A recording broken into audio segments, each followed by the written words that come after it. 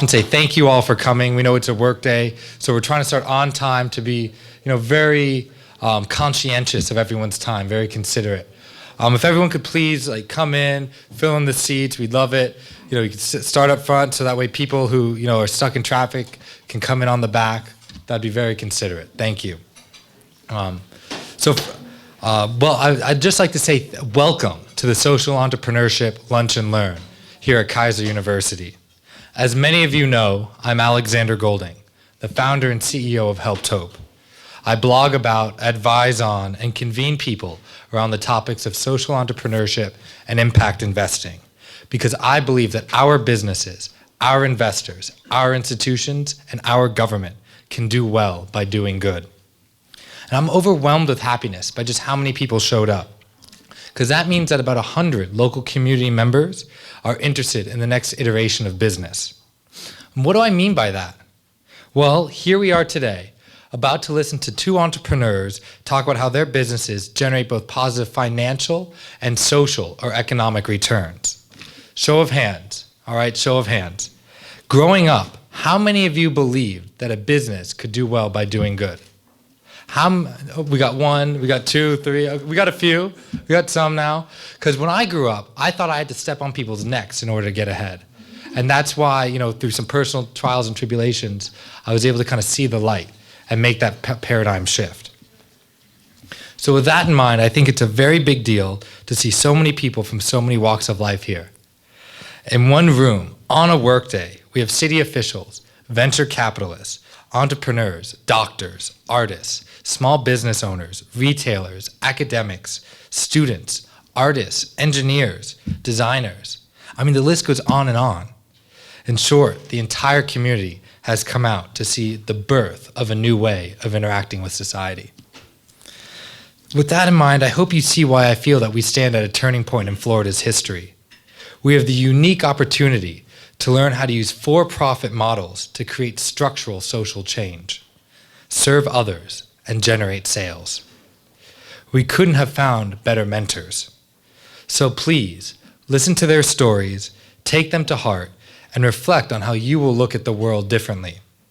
If I could ask you to leave here with one thing, it is to gain courage from their stories and believe that you have the opportunity to be a part of a social enterprise yourself. With that, I'll turn the floor over to my fantastic partners in this event. First, Michael Olsher from the Keiser University, and then Claudia Barto of Junior Achievement. A big round of applause for our ecosystem partners.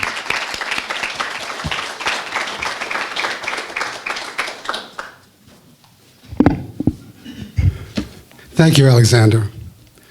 I'm here for Keiser University, as you might imagine. We want to welcome you to our flagship campus. This is a campus which is new to Keiser, but quickly it has become one of Keiser's most well-known and most well-thought-of campuses in the Keiser system. For some of you who do not know, the Keiser system encompasses now 21 different campuses, all over Florida, and we have one in Nicaragua. We are working with and continue to do our best with not only students on this campus, which is a residential campus for students who start as freshmen in college on a traditional campus basis, but we also do a great deal of adult learning, and which is what Keiser is most famous for. So we're a new addition, and a welcomed addition, we understand, to the Keiser family, and we want to welcome you here, and we are very proud of the work that entrepreneurs do. I am Michael Olsher, so thank you. I'm in charge of business at Keiser throughout the system, and I chair the entrepreneurship program as well. We are not known for our entrepreneurship program, but we soon will be, so keep that in mind. But we have a program with entrepreneurs, an entrepreneurship society made up of many students, mostly from this campus. And we also have an annual pitch competition, which takes place at the end of March or the beginning of April for our students in our system. So we're very, very happy to be welcoming you entrepreneurs, you guests, you people who have an interest in making the world a better place. Alexander says, and says very well, that not all entrepreneurs are interested only in making money. And that is true. It's very true. We do entrepreneurship of a social nature on this campus as well with the Boys and Girls Clubs of North Palm Beach County. We are familiar with social entrepreneurship, and whether it's social entrepreneurship that has to do with bettering the world in total, or social entrepreneurship which handles the community, or social entrepreneurship which handles even the individual workplace for firms who believe that social entrepreneurship is part and parcel of the new business environment, which it is. And it will continue to be because it's a force now to be reckoned with not only in the United States, but throughout the world. So I won't hold you up much, but I will tell you we're very proud to have you. We congratulate you on taking a chance, because that's what you're doing. You're taking a chance. I congratulate you being an entrepreneur myself, knowing that this is not an easy road. It seems easy to the people who you speak with when you tell them about what you're doing, but we know behind the scenes, this is rough going. As Angela Duckworth says in her new book, Grit, this is about perseverance and persistence. You need them both. So I congratulate you. I welcome you. Enjoy our campus. Enjoy this time here. And we wish all you entrepreneurs the best of luck. Thank you.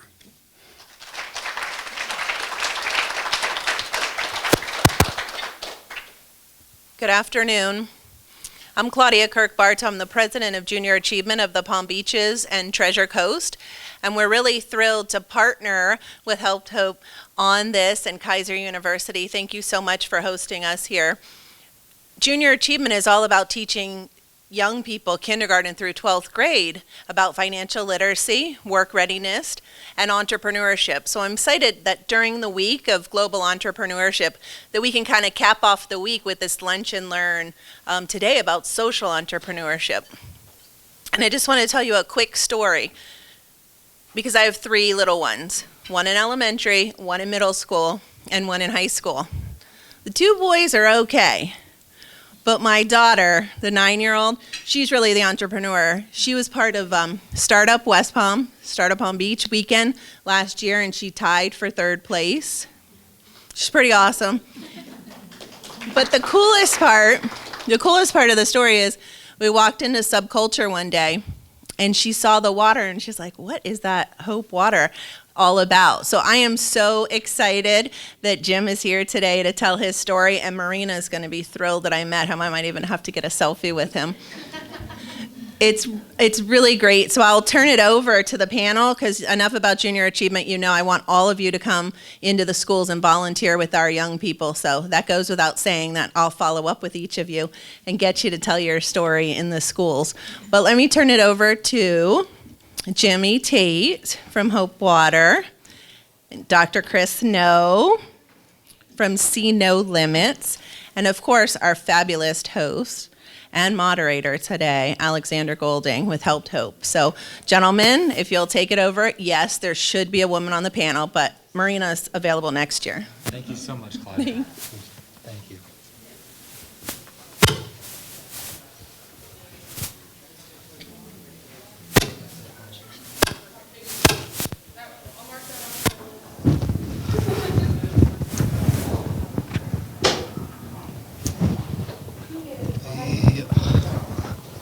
Hello, here we are back again. Here we are. Here we are. Am I good?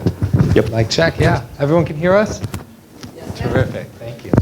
Wow, it's amazing how just, in 5 minutes the room can just fill up. I'm glad to see everyone coming in. Please sit down, file in, thank you. So, I guess we'll go around, briefly introduce ourselves. You guys know I'm Alexander Golding. My whole shtick is, getting people to talk about this, convening people, and really highlighting the social entrepreneurs and impact investors and other ecosystem players in our community. So perhaps Chris? Alex, thank you. Good afternoon, everyone. I'm Dr. Chripstopher Noe. I can tell you briefly about my background, may elaborate more as we go along. Come from an interesting perspective. Started out managing political campaigns, thought I was going to change the world in politics, quickly realized, no, the nonprofit sector is where I want to be.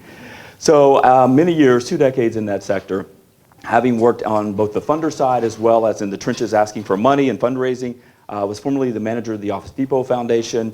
Got to travel around the world and the U.S. and helping and working with over 3,000 charities, distributing a lot of resources, and realized the scope of the sector and how much need there is.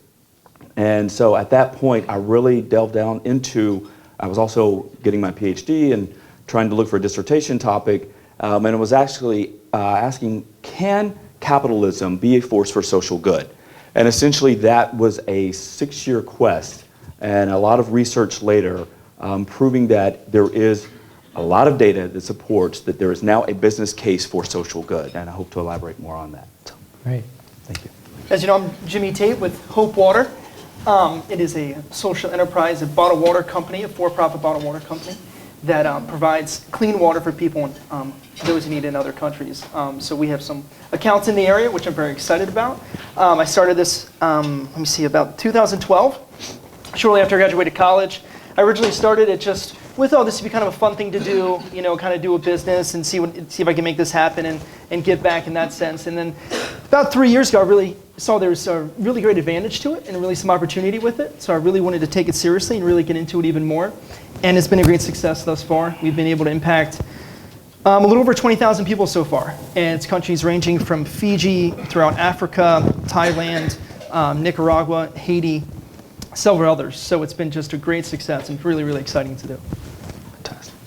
Great. Well, I love hearing about your passion and how it's been a success, both like emotionally as well as financially. So perhaps we could lead this off by you guys telling us, what inspired you to innovate, look at the world a little differently and take a risk? How did you justify dedicating yourself to social causes through the enterprise model?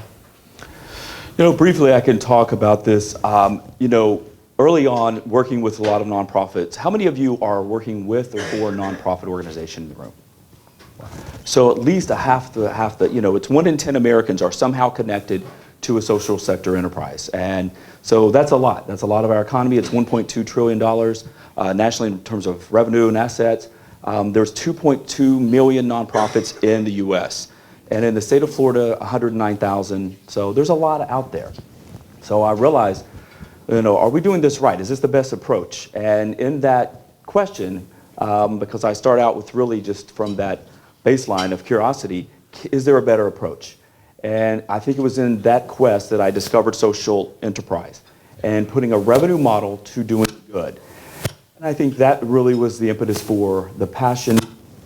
And then when I started researching and realizing that if we really want to change the world, nonprofits cannot do it alone. It's going to take the private sector. Government is doing its best, but it's always got its constraints and limited resources, but ultimately we're in this together. And when you see the $20 trillion of the private sector, if we can mobilize that for social good, that truly can be world changing. And that, when I realized that data, that was the big game changer for me. Wow.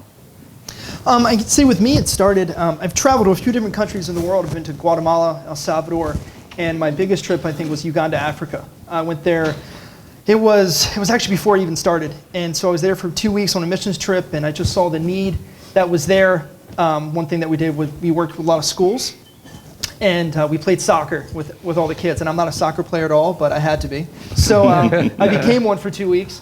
But it was very exciting. I mean, it was to see how they live life and how just happy and joyous they are, but look at also the needs that they have that sometimes they don't even realize. I mean, originally when I came back, I was going to do something with shoes, because all the schools we visited, there was some schools that had 1,000 kids, and none of them had shoes, and I was just blown away. And I asked them just like why? What's the reason? They said they just can't afford it. So I was like, okay, so I come back from that trip, and I'm thinking, what can I do with this? How can I give back in that sense? And I kept a connection, a great relationship with the missionary that we worked with there. And one of his goals was to start an orphanage called Acres of Hope. So he actually started that, and he's been a great success. They've had such a great impact in the community. And so I told him, I said, okay, whatever I do, whatever I figure out to do, I'm going to come back, I'm going to work with you. That's going to be my first project. Shortly after that, I learned more about the water crisis in the world. And it was a shock to me originally. I always heard about it. I always heard, lack of access to clean water, and what does that mean? But you really dive into it, and it affects nearly 1 billion people in the world. It's just, it's 2016. This is the most basic need of life. And so I figured out, I was like, okay, should I do a nonprofit or should I do something that can enter into the marketplace? And I love nonprofits. My wife works for a nonprofit, and I work with nonprofits around the world. But I wanted to give an opportunity to enter in the marketplace and give everybody the opportunity to give back. It doesn't have to, you don't have to, write a check or go to a function or whatever it may be. You can just go through a normal day, go to Subculture Coffee, go in there, buy a bottle of water like you normally would, and you're giving back. And that's what kind of drove me to, okay, I'm going to enter in the marketplace, be a competitive product, and give everybody that opportunity. And so it's been a great success, and one of my main targets is hotels. And hotels, I know we have a great account with the Breakers Palm Beach, if everybody's familiar. And they've just really tied on to, okay, we can sell a product like any other. We're making a profit on it, but also we're giving back, and projects and people are being given clean water just from us selling this. And they love the idea because it's just like, they are a very charitable organization. They love giving back, and they really tied on to this because they're just like, we're going to do something we're normally going to do anyways in the rooms. Why not tie it to something that's really giving back? And so that's what really drove me to just, there's a competitive advantage with it as well. If you step into, I know I look at, if you compare mine to any other, I think a lot of bottled waters, they compete, this is where the water comes from, or this is where, this is how it was processed and everything like that. And I get that because it has to be a good quality product, and mine is. But to bring in the advantage that this is giving back and this is really impacting somebody, people tie onto that. I think everybody has they want to give back. They want to help people around the world. And so that's what the advantage of my water does. Wow, inspiring. Yeah. Well, if we could just let that pause for a second. Let that sink in. No, thank you guys. So you addressed this a little bit already, but I'd love to go a little bit more in depth. And it's kind of like a multi-part question, so feel free to address any part of it. How are you creating like systems change? What are like some social outputs, some social outcomes? Perhaps you could describe the difference for us. And are you providing dignity? Are you providing like freedom, choice, opportunity with your services or product? Yeah, no, it's really a bold and broad question. How many of you, just quick show of hands, are grant writers? Anybody write grants for nonprofit organizations? So there's a point when you're writing for grants that usually you have a logic model and you put together, okay, this is what we're requesting for our projects, but then this is what the outputs are, and this is what the outcomes are. And there's a distinction. Outputs are generally, the beneficiary served in a given year. You may have served 3,000 people at a food bank. But how did you transform their lives? How has society shaped or influenced for the better? That's outcomes. And in terms of social dividends, social outcomes, that's really what we're striving for, where I tell people I play at this intersection of capitalism meaning social good and social change. And because, it's one thing to say we give money to organizations. That's traditional corporate philanthropy. How we've evolved over time and corporate social responsibility has now transcended into what we're calling created shared value and linked prosperity. And I think that's a whole nother force that we can ascend to hit our maximum social good and social impact with capitalism. And then now I'll bring it back down to answer the specifics. The social dividends or the social good is really what it's all about. Have we moved the needle? And are we band-aiding society by just saying, and I will tell you just a quick little blurb, a good friend of mine sits on a health foundation. There was a request for them to fund a university requesting more money to produce more doctors. And they were going to write a check, but then my friend kind of piped up and said, maybe we don't need more doctors, maybe we have too many sick people. And it was a game changer. It was disruptive in terms of thought and saying, how are we challenging the system for greater outcomes and a greater good? And I think that is what we need to ascend to instead of continuing with the Band-Aids, because I will tell you this, that when I learned this, I was stunned. The whole of philanthropy out there is about $600 billion. The need out there is over $2 trillion. We're never going to have it with just the social sector alone. That's why we're going to have entrepreneurs like Jimmy and others that are reshaping that landscape and saying, how can business be a part of social good? But moreover, what my research shows, and I share this later, is that now there is data that supports there is a case for creating economic value by a business in doing good, in linking to its community, in linking to social wellness programs in its community. So in short, the outputs are one thing, the outcomes are really what we should all aspire toward. And so that should be the goal going forward. I would say one thing that I've realized just entering into the beverage industry, it's extremely competitive. I mean, bottled waters wasn't the easiest thing to enter into, just essentially because I think there's thousands upon thousands different brands that are coming up constantly. On two sides. One side, then entering into the business market and providing change there. Being a new product, when I call it, a new hotel or a new vendor, it's interesting because obviously I'm new and they never heard of me, and so they want to realize, what's the story with it, how does it work? And then once we, come to an agreement and the bottles being sold inside the hotels, it's, like I was saying before, it's a new competitive advantage. They love the aspect of, okay, this is not just some other water that's gonna, this is where it comes from, this location or this location, but this is really giving back, and it's giving credit back to the hotel. And one thing that I've worked on is just providing as much transparency as possible. So for instance, when a project is completed in Nepal, I require the nonprofit I work with, I tell them I need to work with complete transparency. I said, I'm going to send you a thank you sign that gives credit to one of the hotels.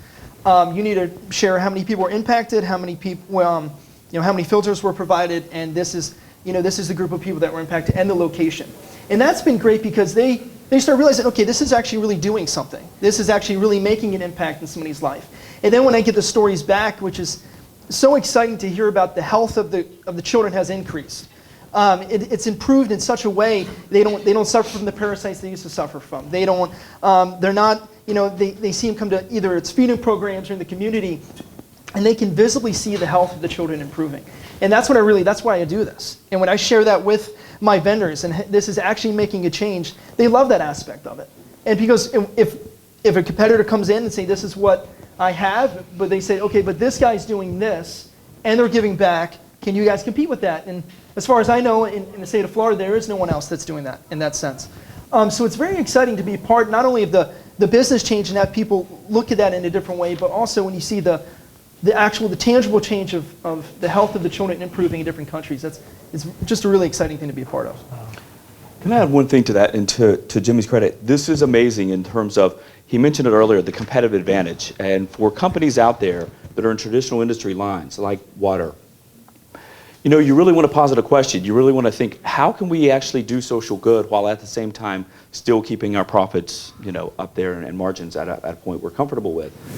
And ultimately, the value creation that now we're looking to quantify in different ways beyond just the financials are showing on balance books of many organizations.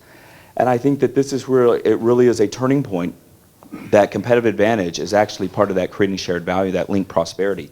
And I think that's the future for so many industries going forward, to actually say what cause that's central to our business core or mission can we support. And this goes beyond just cause marketing. This actually goes to where it becomes part of the DNA of the company. And I think that is something that's a game changer for capitalism overall. And looking out the next 10 and 20 years, are we stepping outside of these traditional institutions? And a lot of industries are actually going this direction, and they're seeing this, that they realize the business value and how it's not just for Wall Street, but actually for their shareholders. And I think, personally, my philosophy is that there's going to be a time where shareholders rival the influence of stakeholders. And I think that, I had that backwards. Stakeholders are going to rival the influence of shareholders. So it's not just profits every quarter, but it's actually the social good dividends that we're going to be measuring and looking at as well. Wow. Thank you both. It's really tremendous to hear everything you're talking about. And one thing you just said really reminded me, because I go to a lot of conferences, and I talk to a lot of people in the industry. It's what I do. And hearing about baking this into the DNA of companies and baking this into the DNA of all our different stakeholders, I think that's in essence what we're doing today, and that's what all of our collective missions are, right? It's to inspire the next generation. Because think about it, if we're looking at business in this way, what would happen if the college students, high school students, middle school students, management, if all of a sudden everyone shifted that way? Mm-hmm.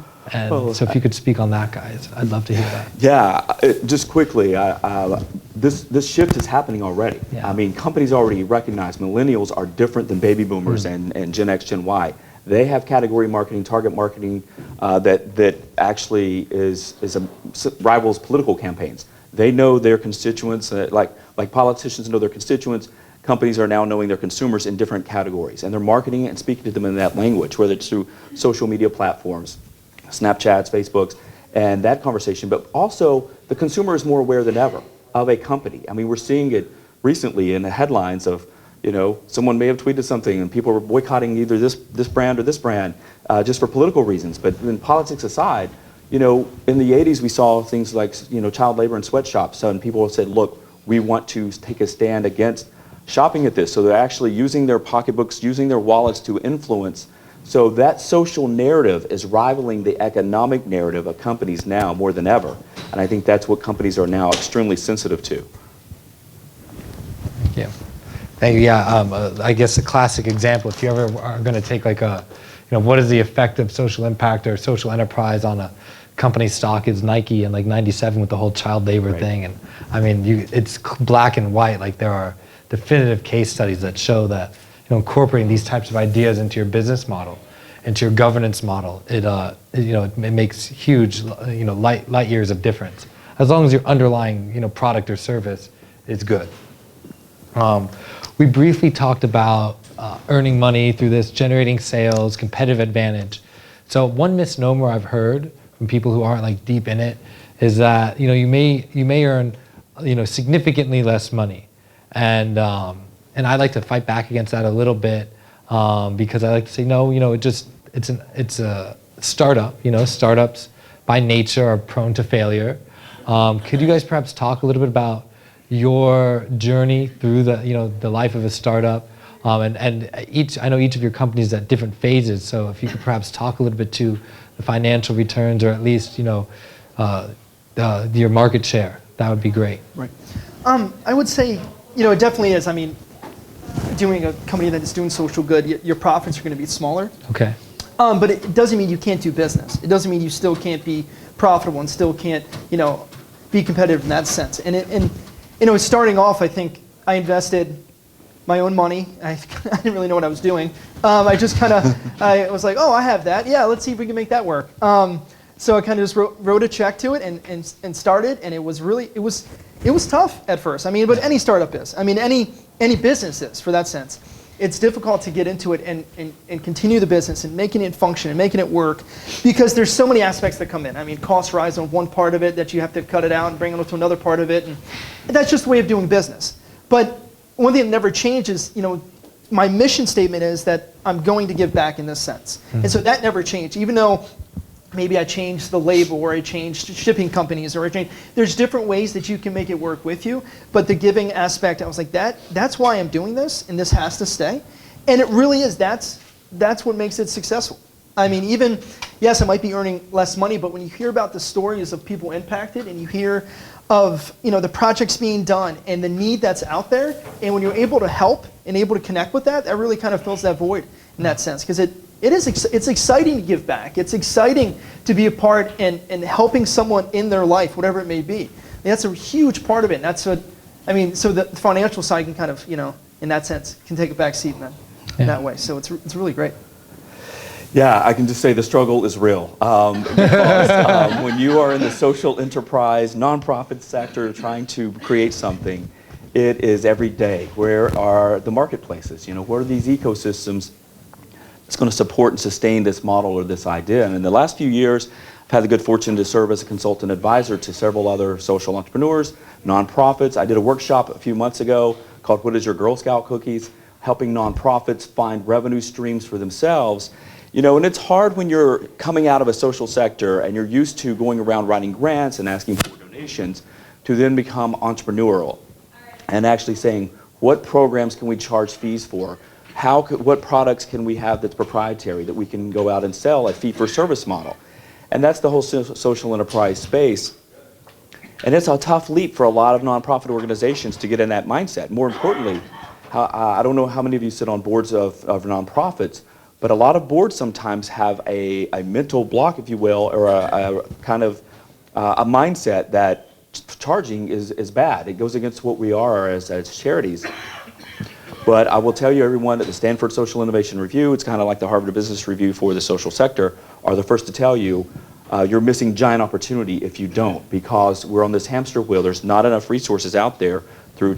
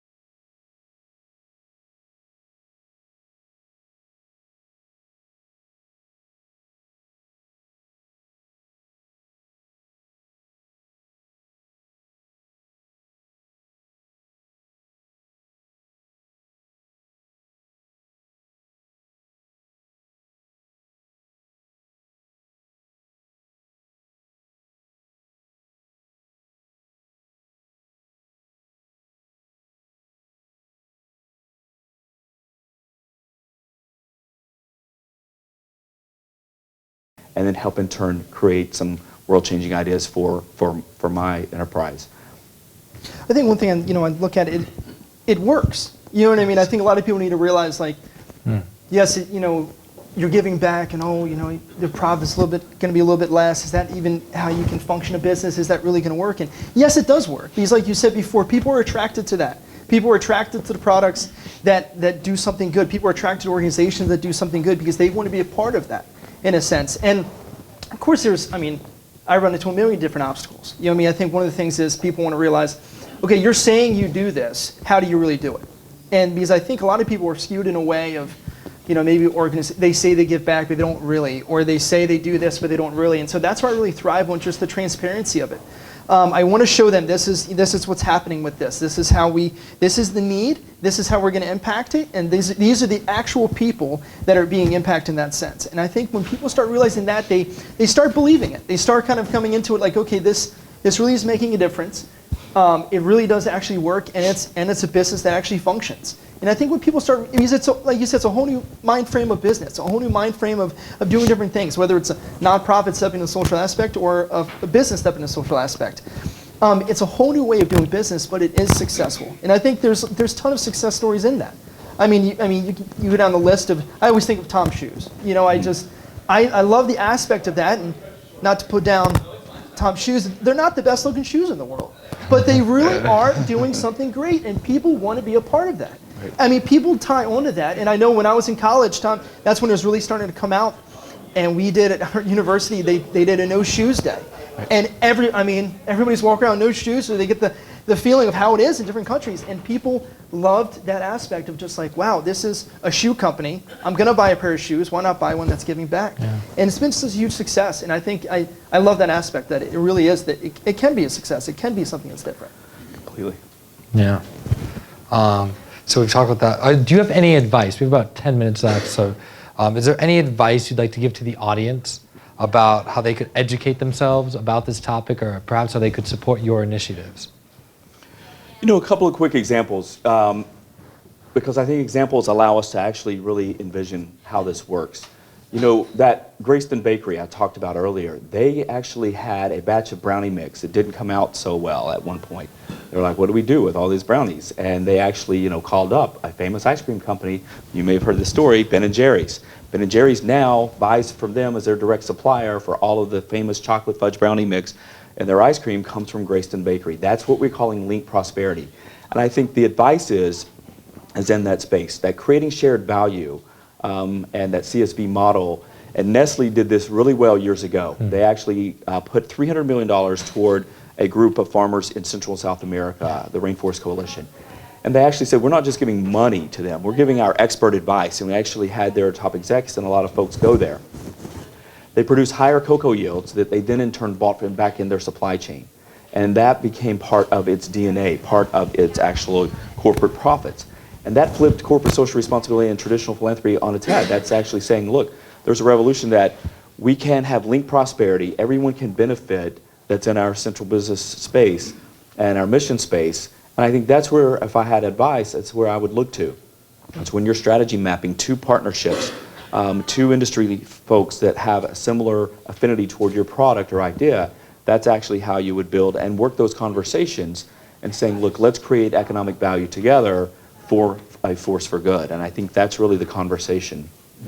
So, and I look forward to a lot of Q&A. Thank you. Yeah. Well, I think the advice is, if you see something that, you want to step into, and you see a need, and you're finding a way to, can I really do this? And anything's a risk, and mostly starting a business, and mostly social enterprise, it's a huge risk. But when you get into it and really figure out how to make it function, how to make it work, and it can be successful, and it can give back, and you can make a change, it's not going to be the easiest thing, but you at least have to try. One of my great friends, Eric Kelly, I always have great conversations with him, and even about this when I was first starting. And he said, you never want to live by, when you're 50 years old thinking, what if? What if I really took that risk? Or what if I really stepped into that oh, can I really make a difference? And you never want to live by what if. So you have to take a risk if you want to reap any success in any sense.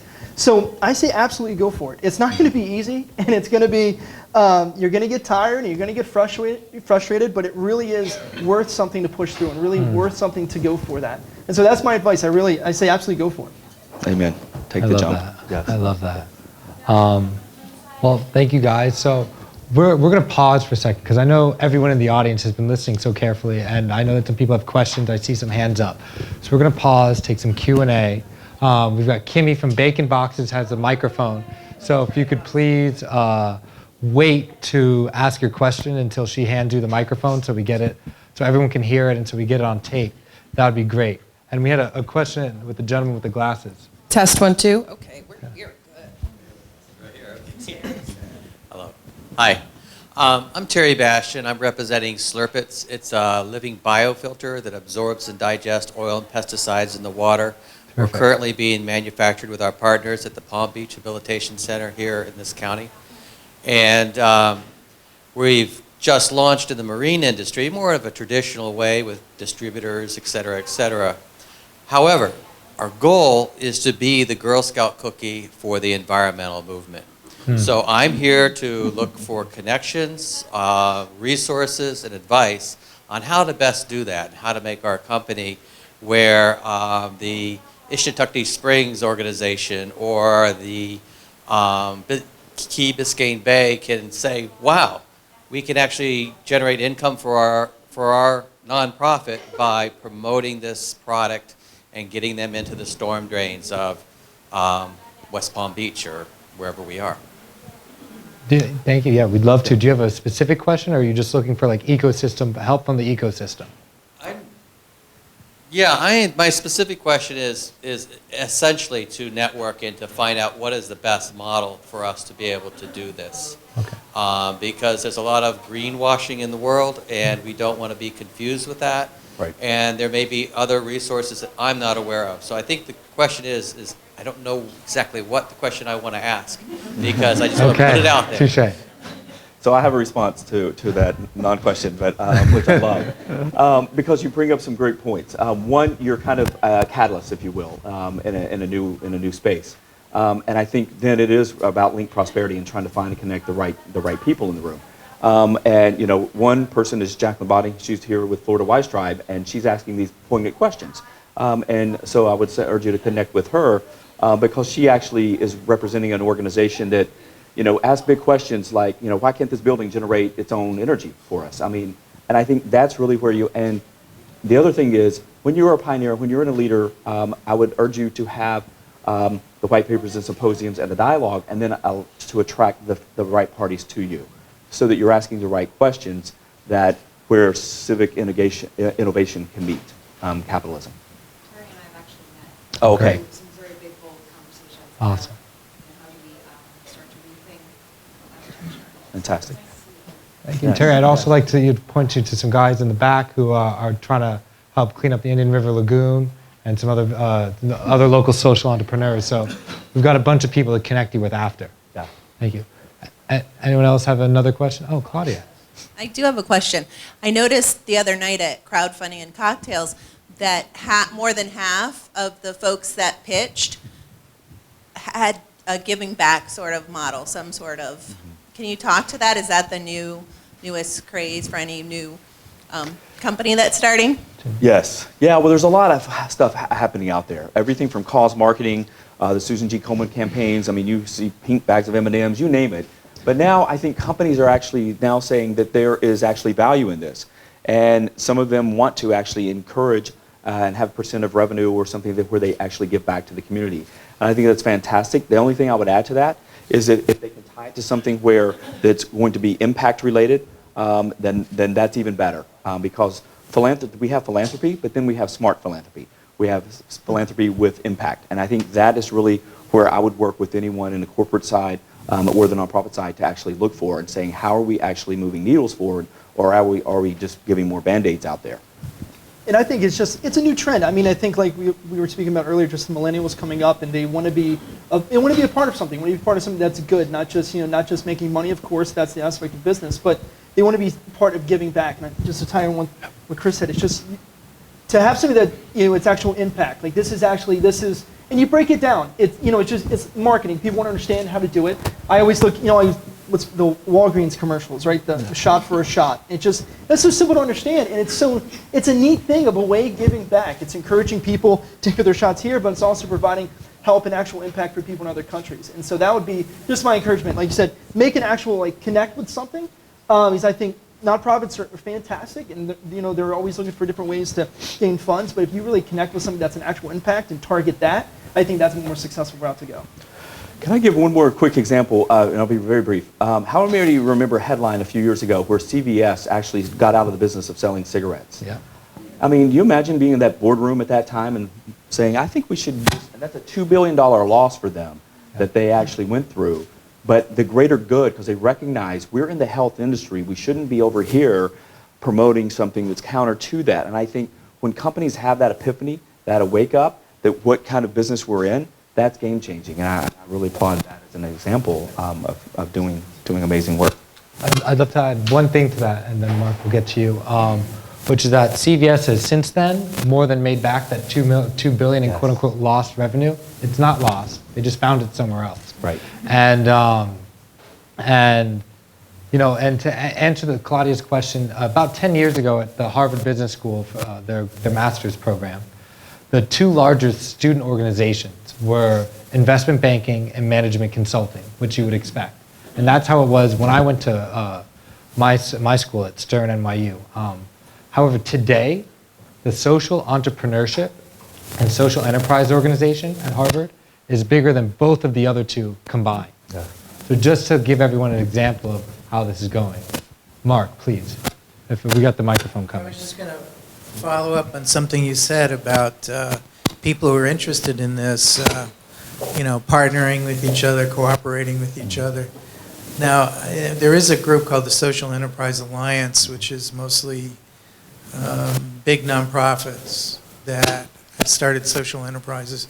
But do you think there's any chance of people who are, individual social entrepreneurs forming groups on the local level to kind of promote it or, to be fraternal, Yeah, you're music to my ears. This is something that I think about all the time. I envision for the micro enterprise, the micro entrepreneur, the person out of their house doing a jewelry business, it's for a social good or for a cause, that we actually have, and Europe already has this, the social enterprise chambers of commerce. And I think, some of you probably belong to chambers of commerce that may even have nonprofit councils. But right now, we still don't have this bridge between the two. And I think that's what's missing. So I would love to see something started here in South Florida where we can get a group of like-minded to discuss, like this gentleman in the back of the room has a new area, what do those ecosystems look like? How do we shape conversations to then build markets and connect people to that community? And I think that's going to be part of the dialogue going forward. I think you're right. I don't think there's anything that exists like that. But probably one of the closest things is there's a national group called BALI, Business Alliance for Local Living Economies. And they really kind of promote this idea of the local economy and patronizing local business and so forth. But there is some overlap there. Unfortunately, they don't have an affiliate in this area, but they could be somebody that could be maybe connected with for people who are interested in doing something that's more specifically a social entrepreneurship chamber of commerce, because they've actually acted as chambers of commerce in other areas. Yeah, I'm all about not reinventing the wheel. So if there's stuff out there, let's just build and add to it. So it's a great point. Thank you, Mark. We had a couple more questions, and then we'll pause to see if anyone has to get back to work. We want to be very conscientious and consider people's time. Hi, gentlemen. I just want to say thank you for stepping out in front of this and really bringing a center point, fountainhead, if you will. That's one of the challenges for this neck of the woods is really how to create an organized conversation. Mm-hmm. Our law firm is part of Patagonia's 1% for the Planet. Love it, yes. Which is a great source for creating something local that can have, I just wanted to make sure I got it right. Was it linked prosperity? Yes, linked prosperity. Yes. Is that a You know, it's a term of dedicated line of thought in this space. I've Yeah. never heard it before, but it's really great. Yeah, yeah. You know, you bring up a great point too about definitions, and there's all kinds of about social enterprise. What is it? You know, different circles have different definitions. I have more broader definitions.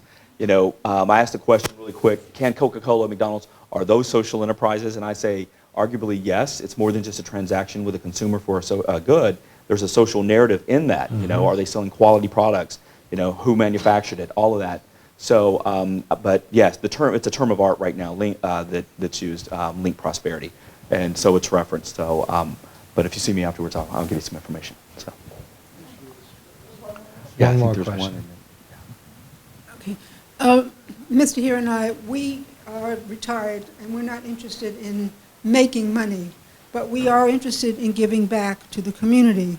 Now, in New York, through contacts at supermarkets and other places, we contribute 200 pounds or more of produce to the New York City Rescue Mission every week. Amazing.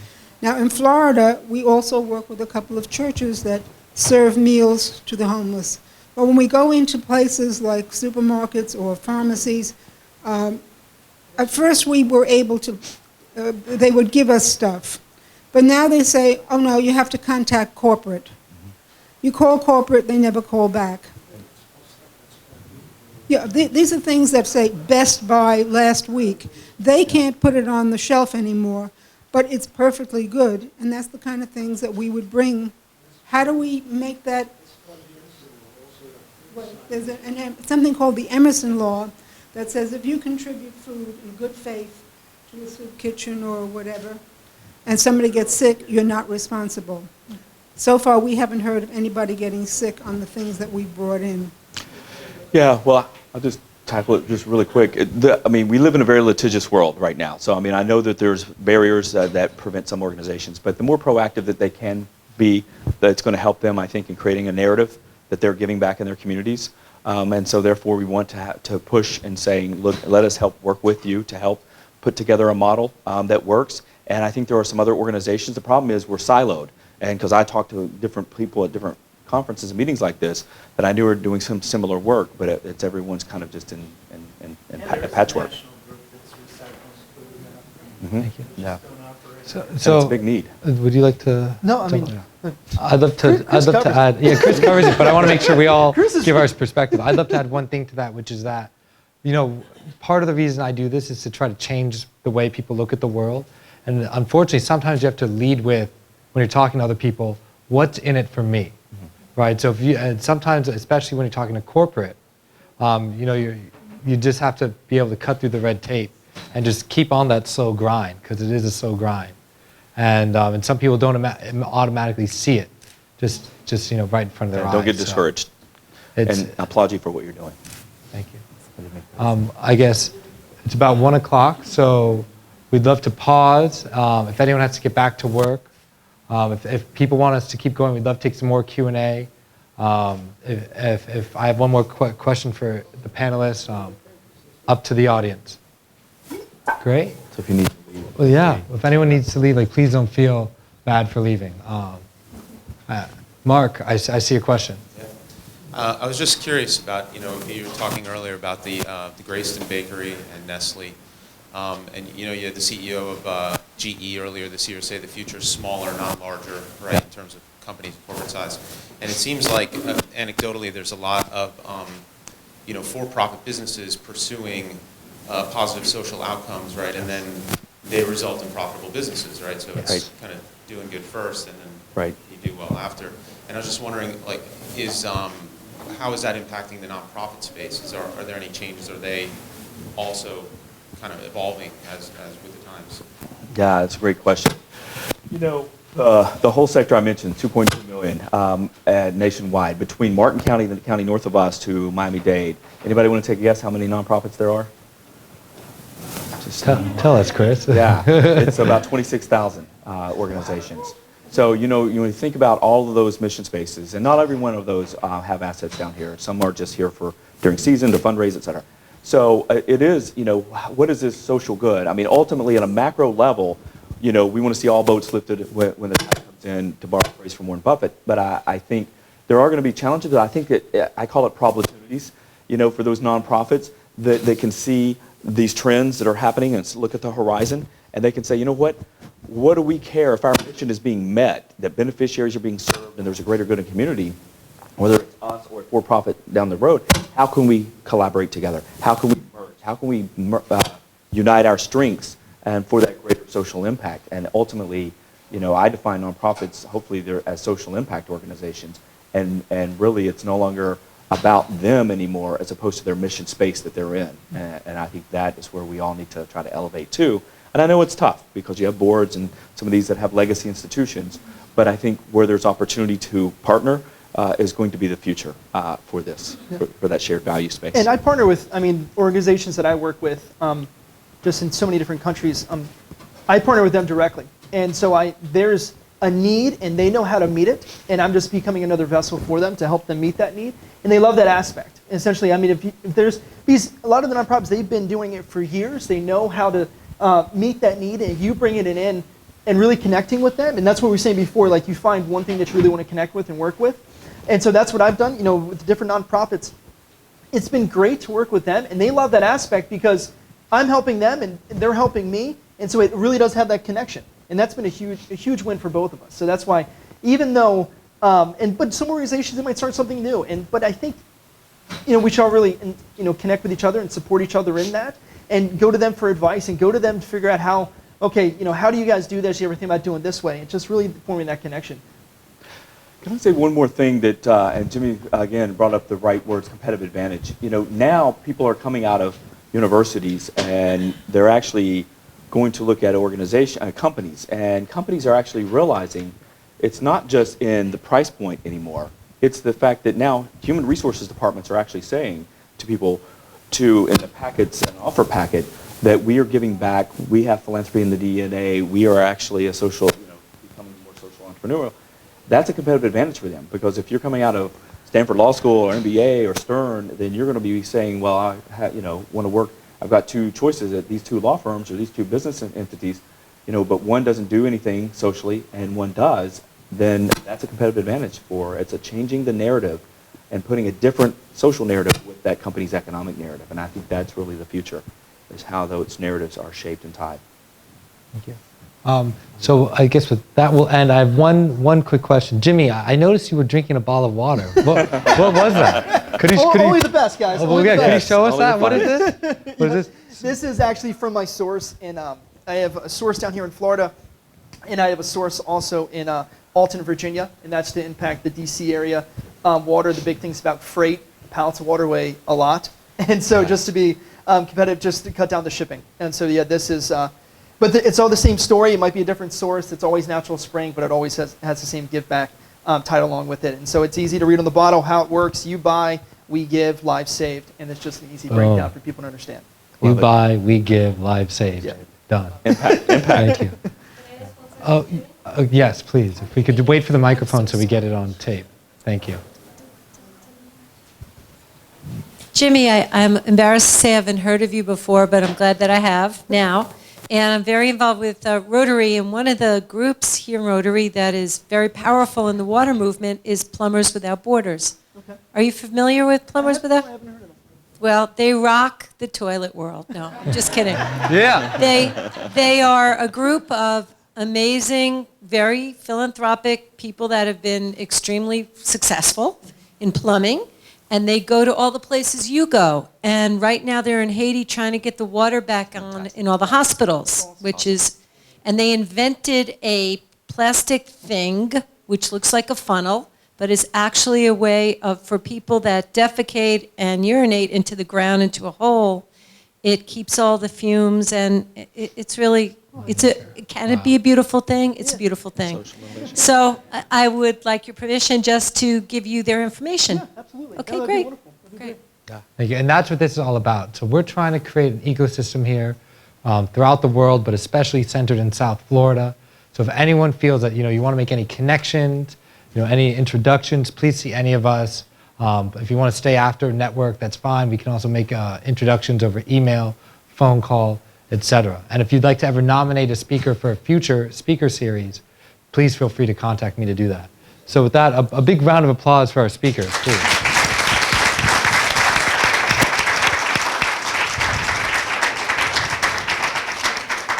And we have one last little thing. We have 2 little drawings. So thank you to everyone who dropped your business cards in. One for Chris, could you pick one? And then Jimmy the other. These are for Park Avenue Barbecue gift cards. There we go. We'll dive deep in there. There we go. So, we can't pick your own. No, it's from the breakers. Oh, okay. Good people. So, Good people. Chris. Yes, Bright Girls, Holly Lichtenfeld. There she is. Hey, Holly. And then the other. We have the Breakers Palm Beach. Aaron, is Aaron here? Aaron is there. Hey, Aaron. Okay, well, thank you all again. And as I was saying, if you'd ever like to learn more, be connected, be part of the ecosystem, please make sure to get on the mailing list. Please make sure to keep in touch. And we'd love to talk to all of you after. Thank you again. Thank you.